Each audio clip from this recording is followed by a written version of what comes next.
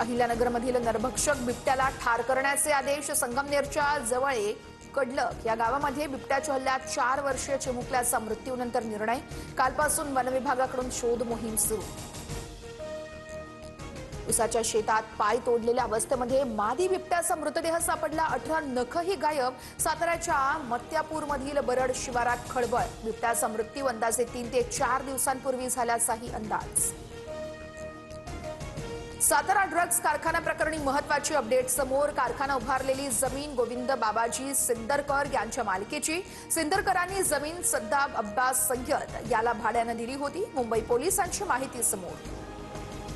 नाशिकमध्ये वृक्ष लागवडीच्या पार्श्वभूमीवरती पालिका प्रशासनाकडून तयारी. मंत्री महाजन यांच्या हस्ते उद्या वृक्ष लागवड केली जाणार. तर मखमलाबाद परिसरामध्ये पहिल्या टप्प्यात 500 झाडं लावली जाणार.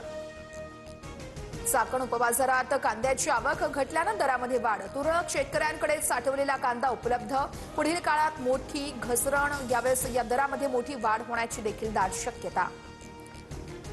बीड जिल्ह्यातल्या मांजरसुंभा घाटामध्ये डिझेल टँकरचा भीषण स्फोट. आगीमुळे आसपासचा 200 मीटरपर्यंतचा संपूर्ण परिसर जळून खाक.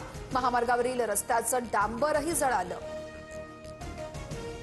राज्यात 19 डिसेंबरपर्यंत थंडीची लाट कायम राहणार असल्याचा अंदाज. पुण्याचं तापमान 8.8 अंश सेल्सिअसवर पोहोचलं. आज मध्य पश्चिम आणि ट्रान्स हार्बर रेल्वे मार्गावरती मेगा ब्लॉक. मध्य रेल्वेवरती माटुंगा ते मुलुंड. पश्चिम रेल्वेवरती बोरिवली ते गोरेगाव. तर ट्रान्स हार्बरवर ठाणे ते वाशी दरम्यान ब्लॉक. दिल्ली एनसीआर मध्ये प्रदूषणाचं संकट. ग्रॅप 4 लागू. सर्व बांधकामाची कामं थांबवण्यात येणार. 10वी 12वीचे वगळता सर्व शाळांचे वर्ग बंद. शहरामध्ये ट्रकच्या प्रवासावर देखील मोठे निर्बंध. फुटबॉलपटू लिओनेल मेसी आज मुंबईमध्ये.